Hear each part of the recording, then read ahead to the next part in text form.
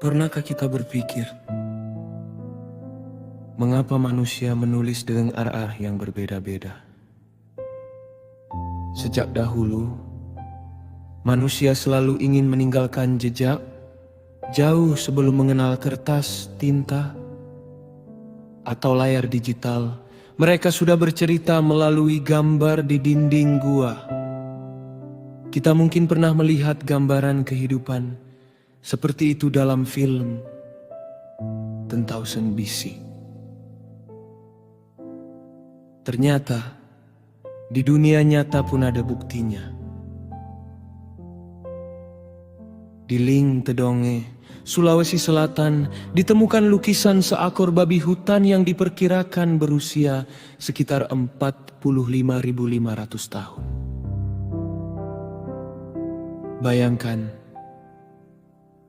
puluhan ribu tahun yang lalu, seseorang menggoreskan gambar itu di dinding batu.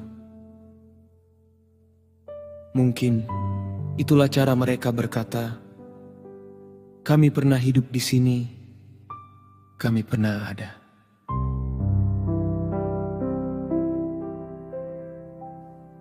Lalu waktu terus berjalan, gambar berubah menjadi simbol-simbol, berkembang menjadi huruf-huruf, menjadi tulisan.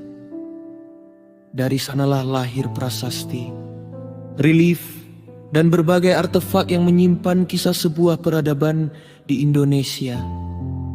Kita mengenal prasasti Yupa di Kutai dan relief-relief Borobudur yang hingga hari ini masih bercerita kepada siapa saja yang mau mendengarkannya. Yang membuat saya penasaran adalah satu hal. Ternyata setiap peradaban memiliki arah menulis yang berbeda. Di dunia barat, tulisan bergerak dari kiri ke kanan. Di timur telah dari kanan ke kiri. Sementara di Asia Timur, seperti Tiongkok dan Jepang pada masa lampau, tulisan mengalir dari atas ke bawah. Kelihatannya hanya soal teknis, tapi saya sering bertanya-tanya, mungkinkah arah tulisan juga mencerminkan cara sebuah peradaban memandang kehidupan? Mungkin budaya barat yang menulis ke depan melambangkan semangat mengejar kemajuan, pencapaian dan pengaklukan. Mungkin masyarakat Timur Tengah yang menulis dari kanan ke kiri mengingatkan pentingnya kembali kepada akar, tradisi, dan nilai-nilai spiritual. Sedangkan budaya Asia Timur yang menulis dari atas ke bawah seolah mengajarkan bahwa kehidupan adalah tentang menjaga harmoni antara langit, manusia, dan bumi. Tentu saja, ini bukan teori ilmiah, hanya sebuah renungan.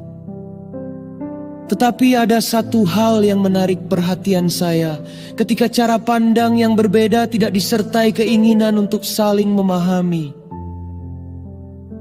Yang lahir seringkali bukan kerjasama, melainkan benturan. Kita melihat bagaimana konflik di Timur Tengah seolah tidak pernah benar-benar selesai.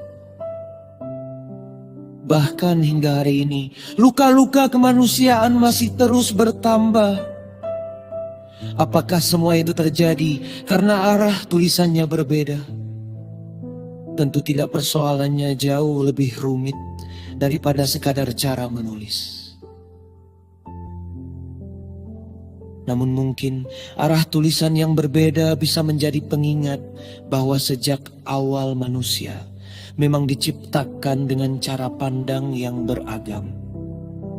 Dan perbedaan itu seharusnya bukan alasan untuk saling menyerang, melainkan kesempatan untuk saling melengkapi.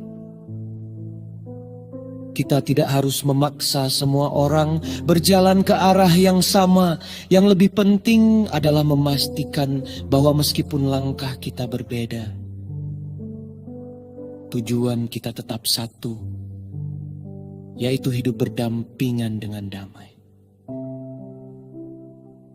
Semoga suatu hari nanti manusia tidak lagi sibuk memperdebatkan siapa yang paling benar, siapa yang paling hebat, atau siapa yang paling pintar. Sebaliknya, kita belajar menghargai perbedaan sebagai kekayaan peradaban.